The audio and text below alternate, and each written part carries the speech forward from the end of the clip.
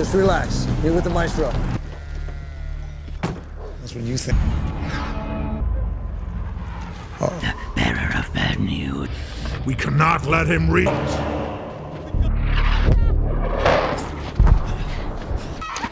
Come in. We about to get out. This is for Sam. Find him and get him to Optimus. RC and Ironhide. Set. All right, let's go. Feels like we're riding a night. Oh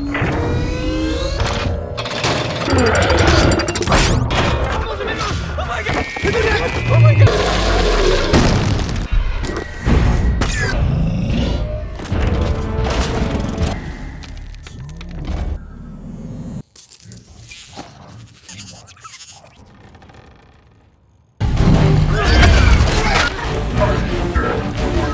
Ready to jump!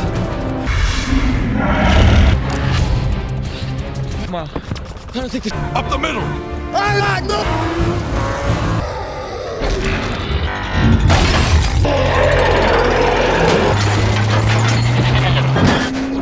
Oh, look at this mother...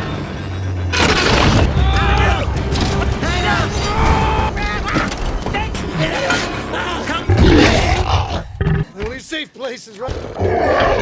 You're never eating meat. I'm gonna bust... Keep fighting, mudflap. I got you. Stay on the ring! Yes, they...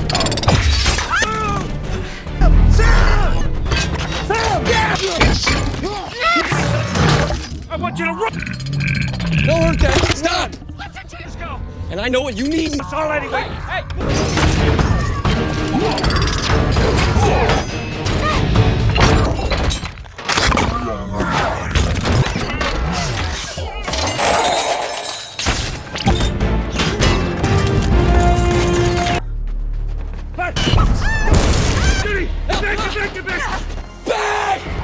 You gotta get in the car and you get to safety. I'll do it again! Can't stop. What I'm saying? Okay? I'll find you. You come back!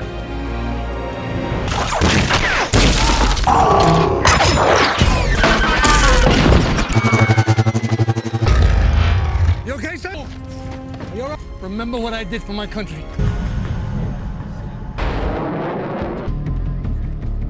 This is Warlord Roland Strike Package.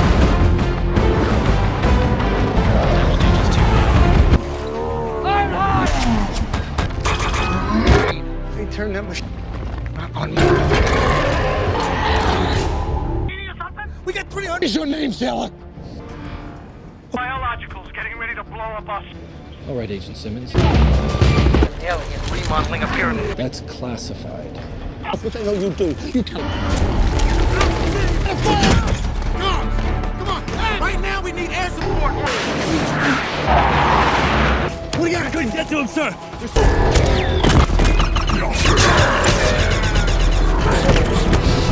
Spotted, sir.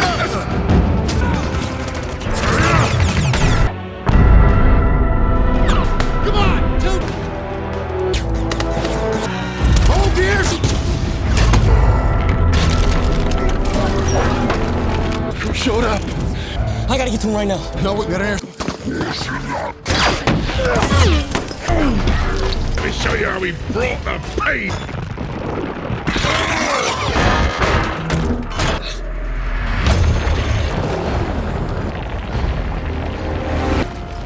Enemy screwed up. 5205 the cut. From my command, okay? You guys, good aim. Yeah, why is that? It wasn't my best talk.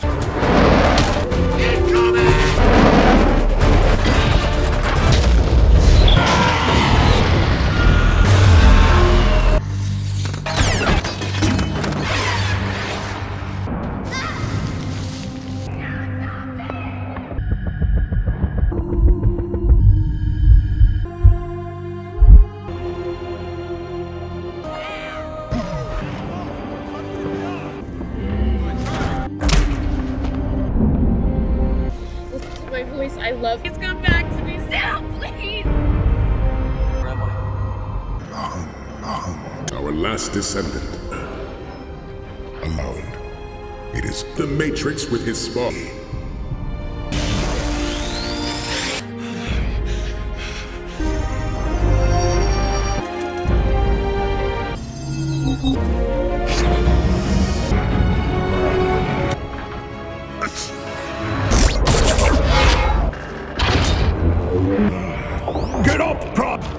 You gotta stop him, kid! My master. Yes. Enemy.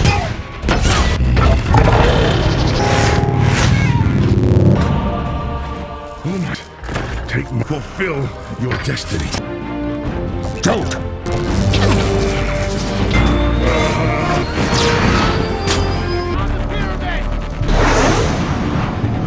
Erratic will be.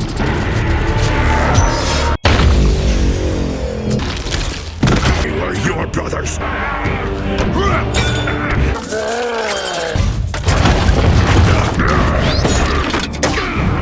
Planet. I am But sometimes over. a classified strike team calls hiding in different countries.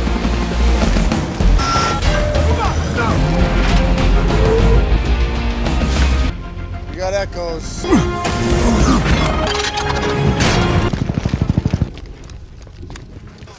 Thermal ripple.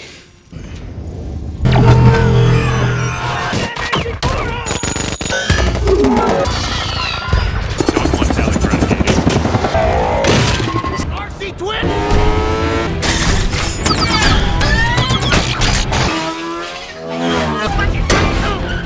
I'm alright.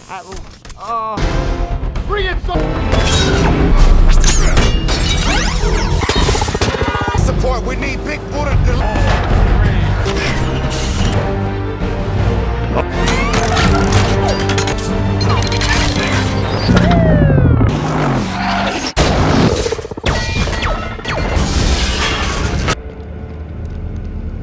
And a laugh. Fallen shall rot. Activate the motion sensor.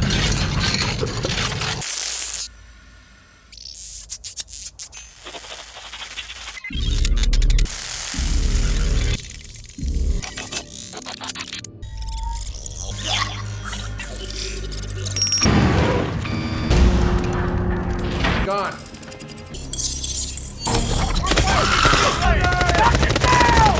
Together.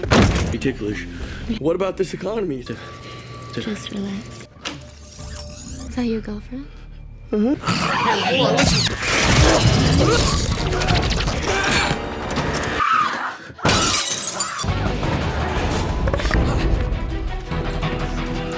I can tell the real of what? Of what? Of bad your stomach tongue by a mountain ox with a fudge. Do it. You're such a... You know what? I'm not talking to you.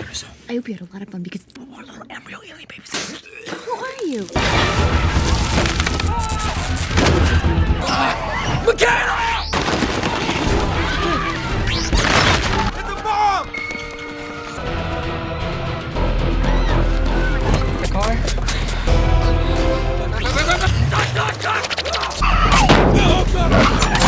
Kiss this bitch. Just one I know, right? Since you guys forgot to mention. Oh my god! Oh Jesus! Oh Jesus! Closer. You okay? Just don't. That's going to kill you. Look at Whirling's off. That's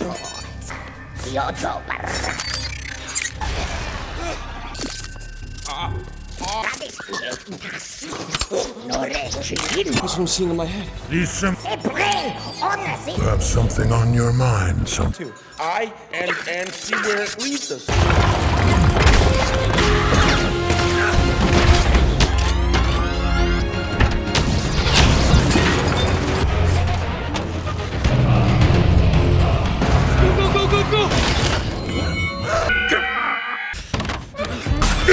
Waste of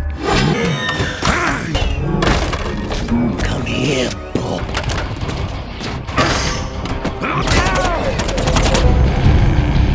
planet. The boy can lead. Optimus! It's the future of. We'll never stop it.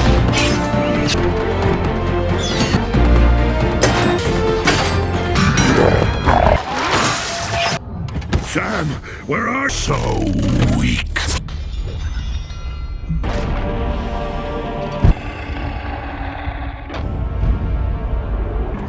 Sam.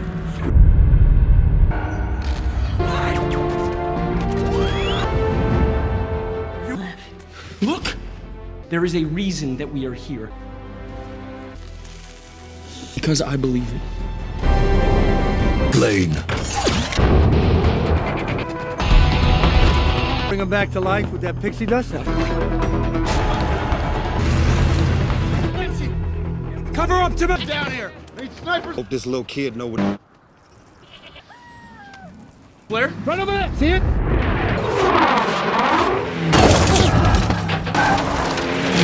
Stop freaking out.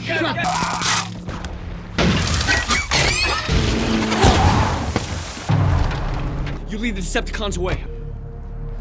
Hey guys, today we're diving headfirst into the colossal, explosion-packed, and sometimes utterly bewildering world of Transformers: Revenge of the Fallen. Get ready for more giant robots, more Sam Witwicky yelling, and enough metallic clanging to make your eardrums question their life choices. We'll explore the lore, the epic battles, and the sheer scale of the conflict. If you had a good time with this, a like and a subscribe is a free way to help me keep making more. So let's kick things off with a little history lesson, shall we? Long, long ago, back when dinosaurs were still figuring out if they preferred kale or, well, other dinosaurs, a faction of Transformers known as the Seven Primes zipped across the galaxy. Their mission? To find a suitable sun to power their sun harvester, a device that, as its name subtly suggests, harvests suns for energon.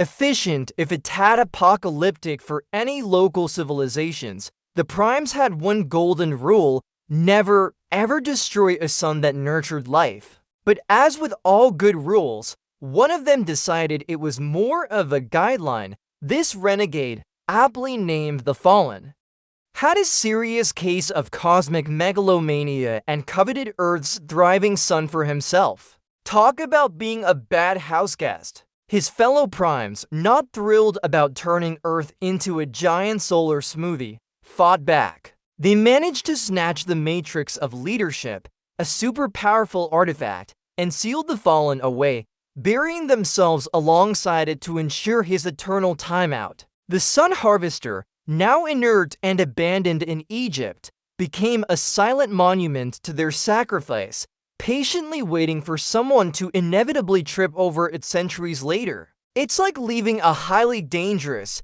planet-destroying toaster in the attic for millennia. What could possibly go wrong? Fast forward to years after the Battle of Mission City. Humanity, still reeling from the giant alien robots fighting in our city's incident, has formed NEST, the Non-Biological Extraterrestrial Species Treaty, because apparently Autobot friends and Decepticon fighters wasn't catchy enough. They're working alongside Optimus Prime and his crew, hunting down rogue Decepticons still causing trouble, like a cosmic cleanup crew. Their latest target? Shanghai, where a massive Decepticon named Demolisher is causing quite the ruckus, making traffic a nightmare. Meanwhile, Sam Witwicky, our favorite human magnet for galactic disaster, is finally heading off to college. He's trying to live a normal life, which, let's be real, is about as likely as Megatron volunteering for community service.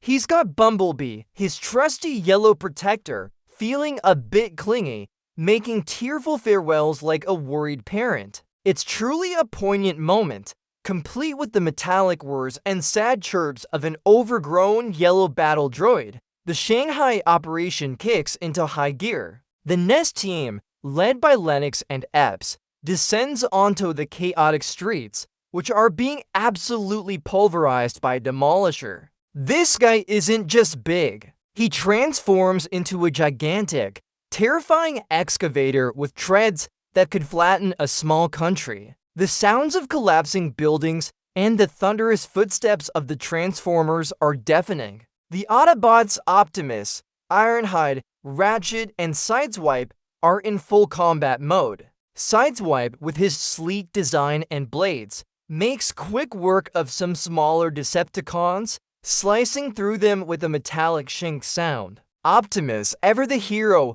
leaps into the fray, engaging Demolisher in a brutal dance of metal and sparks. The clash of their forms reverberates through the city, each punch and kick landing with a tremendous impact. Optimus delivers the final, decisive blow, his fist connecting with Demolisher's head with a resounding crunch. But even in defeat, Demolisher whispers a chilling prophecy: the fallen shall rise again, just what everyone wanted to hear right before lunch, back home. Sam is packing for college, trying to embrace the normalcy of dorm life. His parents, still wonderfully overbearing, are, well, his parents. During his packing, he discovers a tiny, glowing shard of the Allspark hidden in his old jacket. Cue dramatic music and an immediate sense of dread. This isn't just any sparkly rock. It's a piece of the ultimate Transformer power source,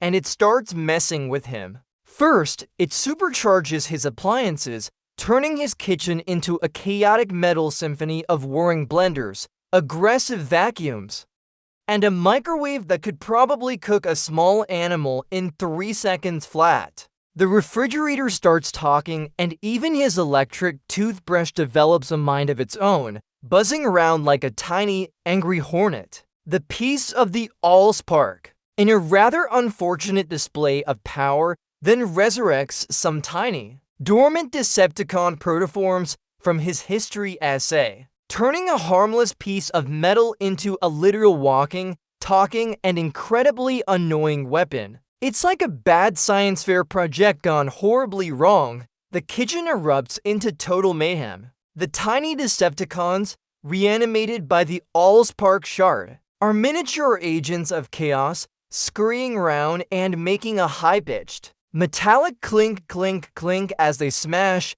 through plates and terrorize the cat. Sam, in a truly heroic display of clumsy desperation, tries to fight them off with a frying pan. Just as things are about to go from bad to Sam's house needs a complete rebuild, Mikaela Baines, his ever-resourceful girlfriend, arrives. She, bless her heart, immediately grasps the situation and, instead of asking questions, grabs a nearby object, a power drill, because why not? And makes surprisingly effective work of the tiny terrors. The sound of plastic shattering and metallic shrieks fills the air. She dispatches the mini Decepticons with surprising efficiency, proving once again that she's far more capable in a crisis than Sam, who mostly just screams. Afterward, the Allspark shard sears an ancient, indecipherable language into Sam's hand. Because having a glowing shard isn't enough. It has to be a permanent, painful reminder. Mikaela, realizing the gravity of the situation, takes the Allspark shard to Optimus Prime. The shard hums with a faint energy, a quiet, insistent thrumming sound in Optimus's massive hand. Optimus explains that the shard's energy is what revived Megatron in the first film and warns Sam to keep it safe, emphasizing the inherent danger it poses. He explains the shard is incredibly unstable, like a cosmic hot potato of destruction. After this ominous warning, Sam finally heads off to college. His new roommate, Leo, is a conspiracy theorist with a penchant for alien sightings, which is just about the most ironic pairing you could imagine for someone who constantly tries to avoid alien encounters. It's like a vegetarian moving in with a butcher. What could go wrong there? Meanwhile, the Decepticons are not taking their previous defeat lightly. Soundwave, ever the master of espionage and communications, hacks into a US satellite, locating a sunken fragment of the Allspark at a nest base. He deploys Ravage, a terrifying, multi-eyed cat-like Decepticon with razor claws and a silent, deadly precision. Ravage infiltrates the base, a stealthy clink of its metal paws the only sound as it moves through the darkened corridors. It tears through a wall with a guttural rip, retrieves the shard, and delivers it to the waiting Decepticons. The shard's energy, crackling with raw power, is then used to resurrect Megatron, who had been resting at the bottom of the ocean, probably enjoying a nice, rusty nap. The metallic groan and shriek of his revival are bone-chilling. Starscream and Scalpel, a creepy, spider-like medical Decepticon, restore him, filling him in on the Fallen's grand plan. Megatron is not thrilled about taking orders, naturally, but the allure of ultimate power, combined with his hatred for Optimus, makes him a willing participant in the evil scheme. At college, Sam's attempt at a normal life is already crumbling. He meets Alice, a ridiculously attractive co-ed who is way too friendly, way too quickly. She's practically glued to him from the moment they meet, sitting on his lap during a lecture, a move that screams "I am not normal" in neon letters. Simultaneously, the Allspark visions and symbols in Sam's mind are intensifying, causing him to doodle alien symbols and rant about robots in class. His professor thinks he's lost it, probably thinking, another one succumbs to the pressures of higher education. He calls Michaela, who's already feeling a bit insecure about Alice's presence. The visions are making Sam act incredibly erratically, muttering about primes and symbols and ancient evils. It's like he's trying to communicate with his cereal, which honestly isn't that far off from what's actually happening. Alice, in a move that surprises absolutely no one with a functioning brain, reveals her true form. She's a Decepticon pretender, a shape-shifting infiltrator. During a drive with Sam, Michaela, and Leo, she transforms into her terrifying robotic self, her human skin ripping away with a sickening mechanical tearing sound. Replaced by whirring gears and sharp metal, she attacks Sam, trying to extract the information buzzing in his head, a screeching, metallic thwack of her limbs against the car. Michaela, ever the quick thinker, uses a rusty old tow truck hook, because what else are you going to use? To drag Alice into traffic, where she's summarily flattened by a truck. Good riddance! The trio is then pursued by Grindor, a massive helicopter Decepticon, and Starscream, leading them directly into a forest ambush. It's a classic Decepticon move. Lure them into a secluded spot for maximum robot on human violence. The screech of Starscream's jets is deafening, signaling the start of a very bad day. The forest battle is brutal. Optimus Prime arrives to save Sam and his friends, immediately engaging Megatron, Starscream, and Grindor in a 3-on-1 fight that feels incredibly unfair. Even for robots, the ground shakes with the force of their blows, the metallic clang and thud of their forms hitting each other echoing through the trees. Optimus, a whirlwind of blades and fists, manages to hold his own, taking down Grindor with a satisfying, spine-crushing rip of metal, but Megatron, ever the conniving villain, uses a moment of distraction to plunge his blade deep into Optimus's chest. The agonizing screech of metal being torn and the heavy thud as Optimus collapses silence the forest. His death is a truly devastating blow. A moment of profound shock and sorrow for both the Autobots and the humans. Sam, watching in horror, feels the immense weight of the universe's problems land squarely on his shoulders. With Optimus gone, the Decepticons snatch Sam, believing the ancient knowledge in his head is the key to activating the Sun Harvester. Sam is dragged to a hidden Decepticon base, where Megatron uses a creepy, spider-like Decepticon called Scalpel to try and extract the alien symbols from his mind. It's not a pleasant experience, involving lots of metallic whirring and painful glowing lights in his head, just as they're about to turn Sam's brain into a Decepticon hard drive. The Fallen himself materializes, a being of immense power and ancient malice. He's not just a bad guy, he's the original bad guy. He explains his millennia-long plan to retrieve the matrix of leadership, activate the Sun Harvester, and drain Earth's sun for energon, essentially turning our planet into a giant, lifeless rock. Because, being evil isn't enough. You have to be cosmically evil. He reveals that the symbols in Sam's mind are actually directions to the Matrix. an ancient map to a power source that can revive a Prime, the stakes have officially gone from saving the world to saving the entire solar system. Before the Fallen can finish his evil monologue, the Autobots, led by a truly enraged Bumblebee, crash into the base. Bumblebee, in a display of pure fury, smashes through walls with a resounding crunch of metal, making a beeline for Sam. It's a furious melee of Autobots versus Decepticons, with the sounds of laser fire, metal tearing, and robotic roars filling the underground cavern. Sam, Mikaela, and Leo manage to escape the chaos. But the information about the Sun Harvester and the Matrix is now fully implanted in Sam's head. With Optimus gone, Sam feels an immense pressure to find the Matrix of leadership, the only thing that can bring their leader back, the fate of Earth, and indeed, Optimus's entire existence.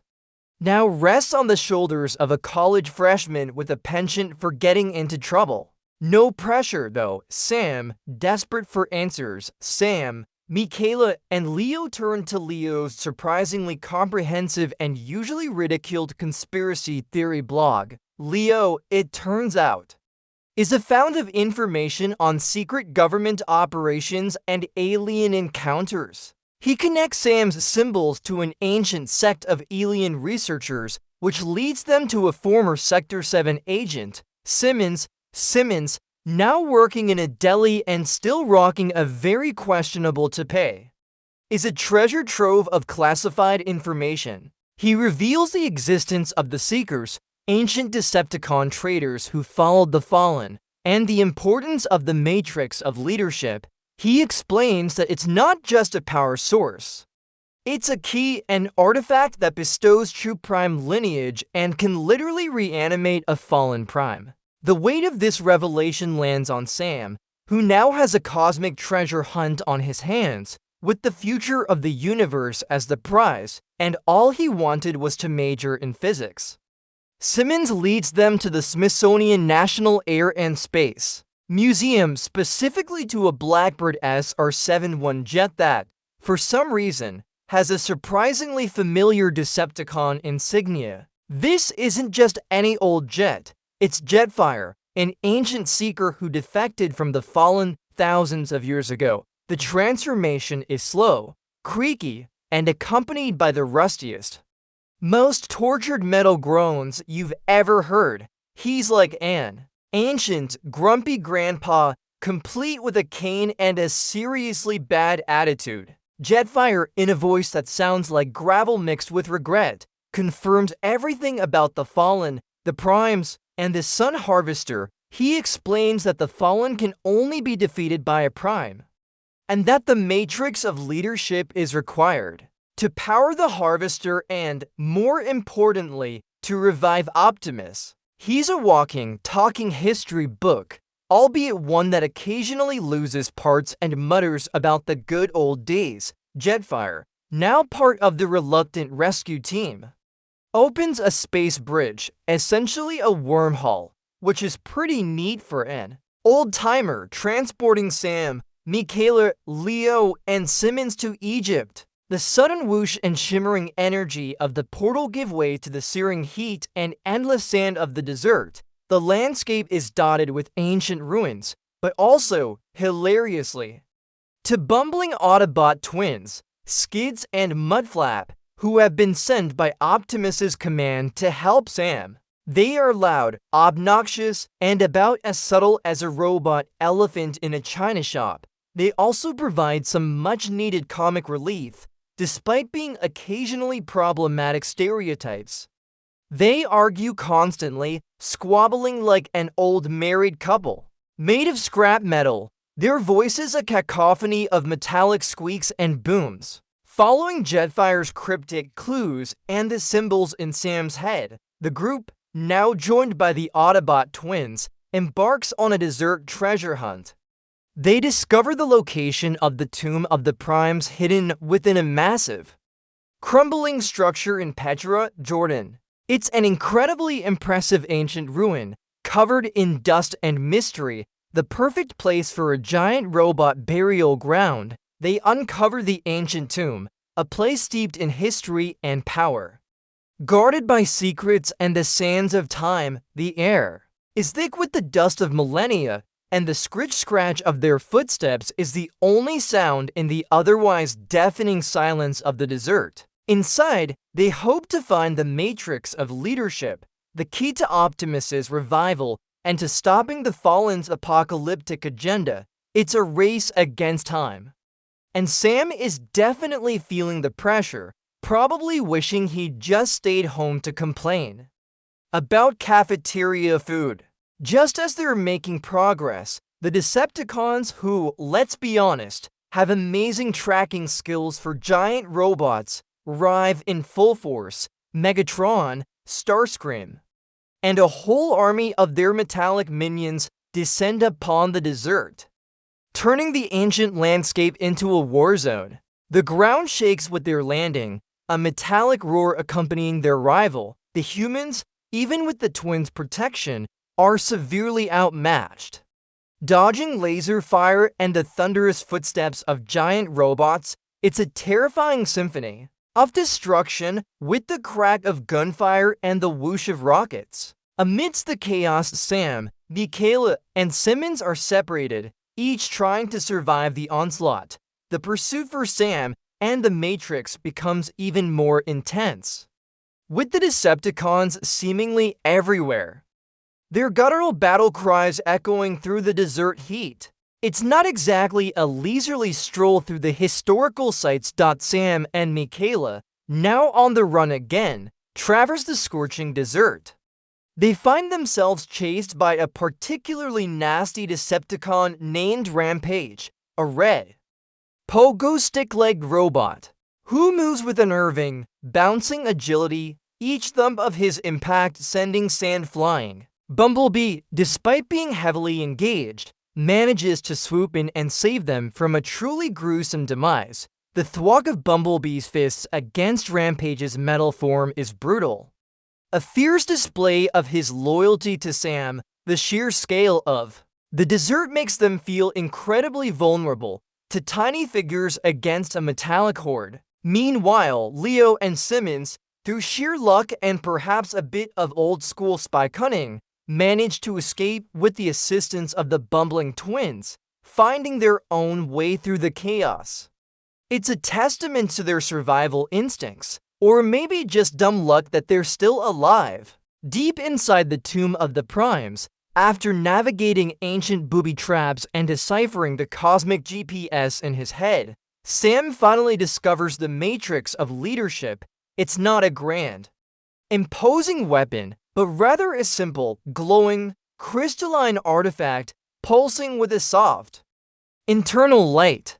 He reaches for it, a sense of destiny washing over him, and as he touches it, it crumbles into dust. Seriously, after all that, it just falls apart. Talk about anticlimactic. Sam is devastated.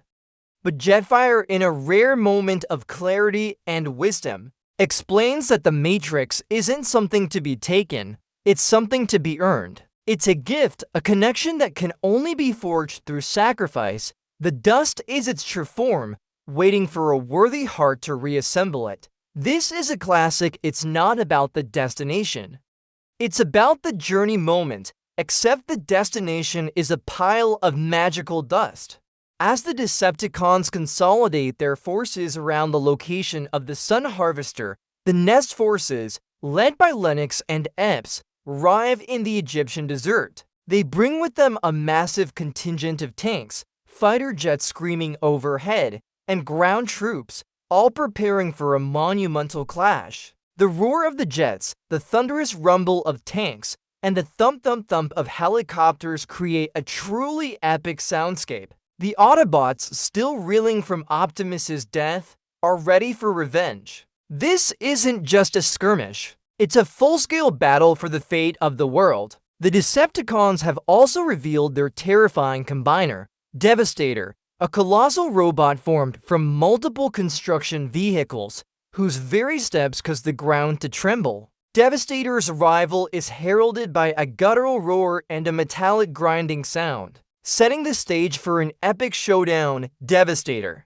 a lumbering behemoth of scrap metal and pure destruction, begins its slow, terrifying ascent of the Great Pyramid, his goal to uncover and activate the Sun Harvester. Each step causes a deep thud that shakes the very ground, dislodging ancient stones with a deafening crash. The Nest forces and the remaining Autobots try to stop him, launching rockets and firing bullets, but Devastator is a living, breathing fortress. He pulls ancient stones from the pyramid walls, flinging them like pebbles, turning the battlefield into a chaotic mess of flying debris and smoke. The sound of his vacuum-like vortex mouth sucking up everything in its path is truly horrifying, a cosmic-sized vacuum cleaner threatening to engulf everything. He's an unstoppable force, determined to reach his ultimate objective and bring about the end of days, proving that even construction vehicles can be agents of pure evil.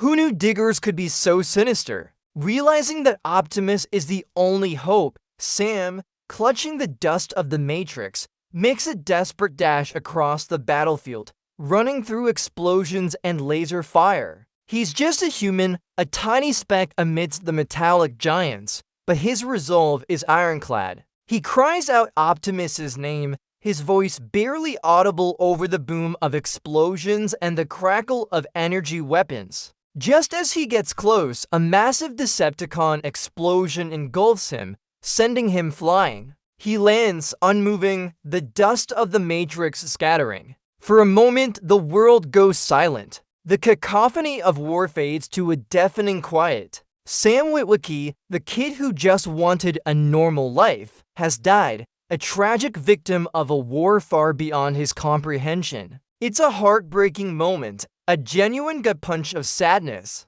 as the hope for Optimus's return seems to vanish with him in the ethereal realm between life and death. Sam encounters the ancient primes, their forms glowing with an otherworldly light. They are majestic, wise, and incredibly calm amidst the cosmic chaos. They tell him that the matrix of leadership is not simply found, it is earned through sacrifice. They commend his bravery, his selflessness, and his unwavering courage, deeming him worthy. They bestow upon him the restored matrix, which reassembles in his hand, now pulsing with a powerful, vibrant energy. It's a truly profound moment, a spiritual transfer of immense power and destiny. This is less about finding a magic artifact and more about embodying the spirit of leadership. With their blessing, Sam is sent back to the land of the living, clutching the now whole Matrix, ready to resurrect Optimus. It's a divine intervention, proving that even a college kid can be chosen for greatness. Sam, brought back to life, rushes to Optimus's lifeless body, dodging debris and laser fire. With a surge of renewed hope and determination, he places the glowing matrix of leadership onto Optimus's chest. The artifact pulses with an incredible, vibrant energy, and with a deep, resonant THUMM where Optimus's eyes flicker open. He comes back to life, his systems whirring. Taking a deep, metallic intake of breath, the Autobots roar with triumph, and the humans cheer. A collective gasp of relief echoing across the battlefield. But the celebration is short-lived. The Fallen arrives, roaring his fury at Optimus's unexpected return. The game has changed, and the true final battle is about to begin. It's like bringing the final boss back from the dead just when you thought you'd won, only this time, you're the one who resurrected him, realizing that Optimus needs more power to defeat the Fallen. Jetfire, with a final, valiant declaration, offers his own spark. My life for yours, Optimus Prime. He rasps, and with a tremendous, tearing sound of metal, he sacrifices himself. His parts dramatically reconfigure and attach to Optimus, upgrading him with powerful flight capabilities and devastating weaponry. The metallic clank and snap of the armor fusing onto Optimus transforms him into an awe-inspiring, supercharged warrior, an unstoppable force of justice. This isn't just an upgrade. It's a profound transfer of power and wisdom. With Jetfire's sacrifice, Optimus gains the ability to fly and a new arsenal of weapons. Truly becoming a Super Prime, the stage is now set for the ultimate showdown, Super Optimus Prime versus the ancient, malevolent power of the Fallen. Talk about a glow up.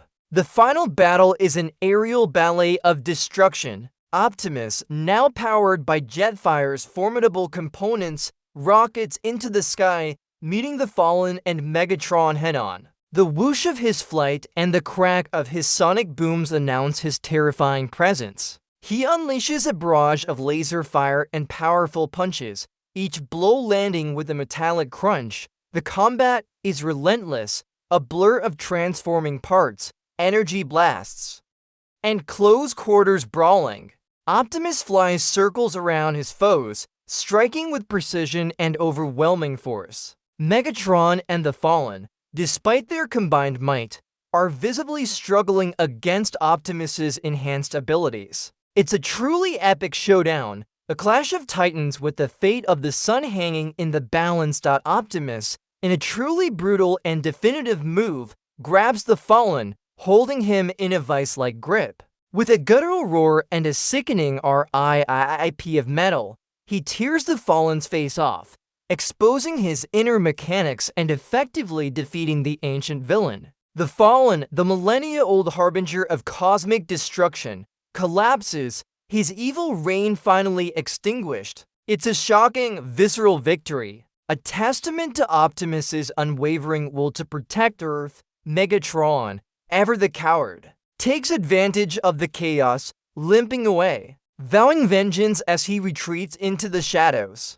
Starscream follows, leaving the scene of their catastrophic defeat. The Sun Harvester, now without its master, ceases its ominous operation. The threat of Earth's sun being drained is finally averted. High fives all around for the robots and the humans. With the Fallen defeated, the Sun Harvester, his doomsday device, loses its power. Optimus, with a decisive blast, completely obliterates the ancient machine. A massive explosion rips through the pyramid, sending debris flying and shaking the desert sands. The sound is deafening, a final, thunderous roar that signals the end of a terrifying era. The immediate threat is neutralized, and the world is safe once more, thanks to a college kid, his intrepid girlfriend, a wisecracking conspiracy theorist, and, of course, the Autobots. The Nest forces and the Autobots survey the destruction,